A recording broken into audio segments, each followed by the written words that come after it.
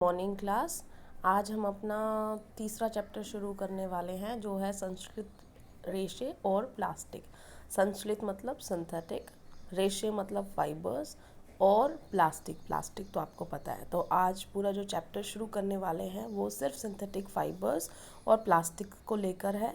तो सबसे पहले आप रेशे से क्या समझते हो, ठीक है ना। रेशे क्या होते हैं, तो जैसे आपको पता होगा कि जो भी पोशाक पहनते हैं वो किससे बनी होती है, कपड़े से बनी होती है ना।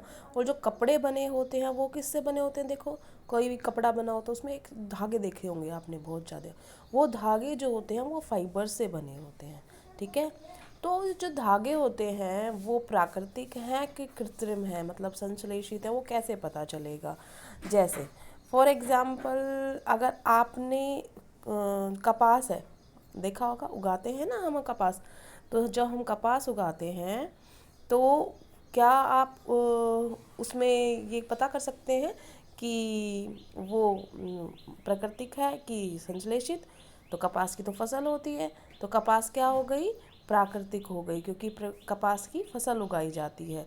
जो रेशम है वो भी प्राकृतिक हो गया, क्योंकि उसको भी हम क्या करते हैं, जंतुओं से प्राप्त करते हैं, ठीक है।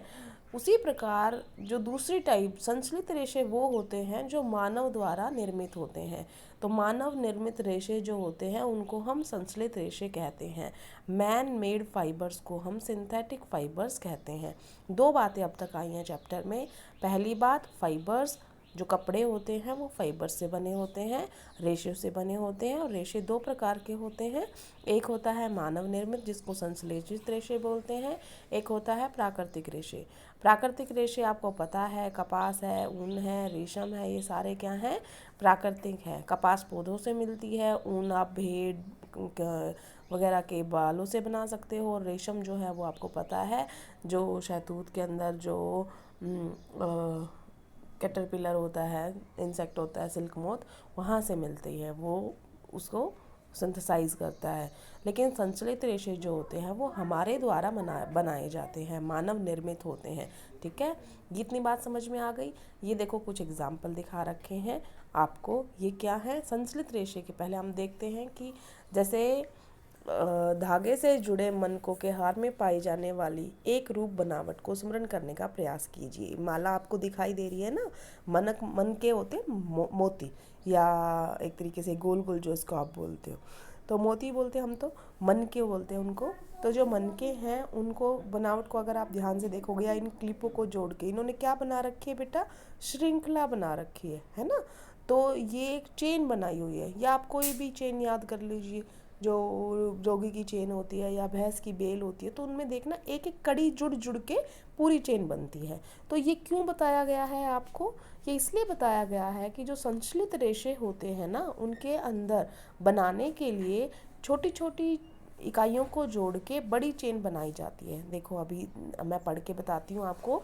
एक संश्लित रेशा भी छोटी इकाइयों को जोड़कर बनाई गई एक श्रृंखला होती है। प्रत्येक छोटी इकाई वास्तव में एक रासायनिक पदार्थ है। इस प्रकार की अनेक छोटी इकाइयाँ मिलकर एक बड़ी एकल इकाई बनाते हैं, जिसे बहुलक पॉलीमर कहते हैं इंग्लिश में। तो आपको क्या समझ में आया कि अगर आप ये समझ लो कि वो रासायनिक पदार्थ एक मोती है, ठीक है ना, एक मोती एक छोटा सा रासायनिक पदार्थ है, और उस मनकों की माला बना दी, उन मोतियों की माला बना दी बहुत बड़ी, तो वो क्या बना जाएगा, मतलब हज़ारों लाखों जब वो ऐसे जुड़ते हैं चेन के अंदर, तो वो क्या बन जाता है, बहुलक बन जाता है। बहुलक मतलब पॉलीमर बन जाता है, और वो पॉलीमर ही संश्लित रेशे बनाता है। तो फॉर एग्जांपल जैसे आपने सुना होगा, पॉलीथीन के बारे में सुना है ना। पॉलीथीन तो बहुत इस्तेमाल होता है घरों के अंदर सब्जी लाने के लिए, वैसे करना तो नहीं चाहिए, लेकिन अब उसी की बात कर रहे हैं हम पॉलीथीन की। तो नाम में ही छुपा हुआ है उसका अर्थ। पोली मतलब मैनी, बहुत ज़्यादा, ठीक है ना। पोली का मतलब क्या होता है, मैनी, बहुत ज़्यादा। तो मर, पोलीमर, मर का मतलब होता है यूनिट। उसी तरीके से पॉलीथीन, तो इथीन जो होता है बेटा एक मॉलिक्यूल होता है CH2 डबल बॉन्ड CH2 के साथ, वो एक इथीन के होता है तो हम इथीन बोलते हैं। लेकिन जब बहुत सारे लाखों यूनिट इकट्ठी हो जाती हैं तो वो पॉलीथीन बन जाता है। तो पॉलीथीन तो आपको पता ही है बहुत बड़े लेवल पे बनता है ना। अलग अलग टाइप की पॉलीथीन्स होती हैं, कोई पतली पॉलीथीन होती है बेकार वाली, कोई बहुत टाइट वाली होती है, अच्छी वाली होती है। तो वो डिपेंड करता है कितने मॉलिक्यूल्स उसके जुड़े हैं, कितने, ये समझ लो कितने मोती जुड़े हैं माला बनाने के लिए। समझ में आया? तो ये होते हैं संश्लित रेशे। तो संश्लित रेशे क्या हुए? मानव निर्मित है। ठीक है। अब जैसे ये एक हम जो ब्रैकेट है येलो वाली ये पढ़ रहे हैं, बहुलक प्रकृति में भी पाए जाते हैं। उदाहरण के लिए कपास एक बहुलक है जो सेलुलोज कहलाता है। सेलुलोज बड़ी संख्या में ग्लूकोज इकाइयों द्वारा निर्मित होता है। बहुलक ये बोल रहा है कि हम सिंथेसाइज भी करते हैं और बहुलक प्रकृति में भी मिलता है। जैसे कपास का एग्जाम्पल इन्होंने लिया, कपास के अंदर सेलुलोज होता है। सेलुलोज जो होता है वो एक किस्म से समझ लो, अगर सेलुलोज एक माला है ना, तो उस माला का मोती कौन है? ग्लूकोज। तो मतलब ग्लूकोज की बहुत सारी इकाइयाँ जुड़ती हैं तब सेलुलोज बनता है। ठीक है। अब संश्लित रेशों के प्रकार आ गए हैं बेटा। संश्लित रेशों के प्रकार पढ़ रहे हैं हम। तो हमने पहले हम आते हैं रेयन पे। तो देखो पहले चित्र देखो, रेयन में चित्र दिखाई दे रहा है आपको, देखो दिख रहा है। रेयन से कारपेट बनती हैं, आप दुपट्टा दिखाई दे रहा है, कपड़े दिखाई दे रहे हैं। तो ये क्या है? रेयन से बनी हुई चीज़ें हैं। तो रेयन क्या होता है वो हम पढ़ेंगे। आपने कक्षा 7 में पढ़ा है कि रेशम कीट से प्राप्त किया जाता है, ये तो आपको पता है। इसकी खोज चीन में हुई थी और इसे लंबे समय तक कड़ी सुरक्षा में गोपनीय रखा गया था। शुरुआत में नहीं बताया गया था। रेशे से प्राप्त कपड़ा बहुत महंगा होता है, परंतु इसकी बनावट ने प्रत्येक व्यक्ति को मोह लिया है। रेशम को कृत्रिम रूप से बनाने के प्रयास किए गए। 19वीं शताब्दी के अंतिम छोर पर वैज्ञानिकों को रेशम समान गुणों वाले रेशे प्राप्त करने में सफलता हुई।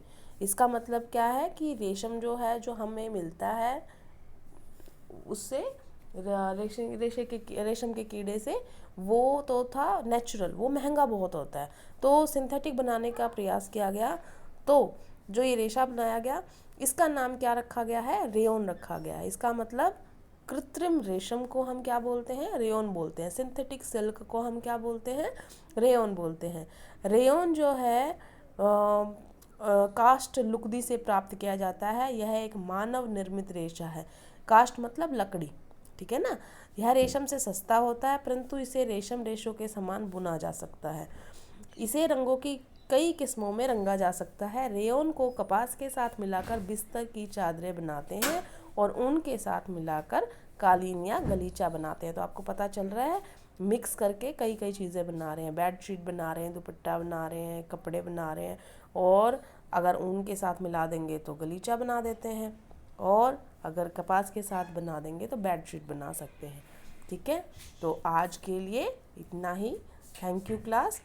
और ये सब आपने समझना है अच्छी तरीके से वीडियो देख के। Thank you.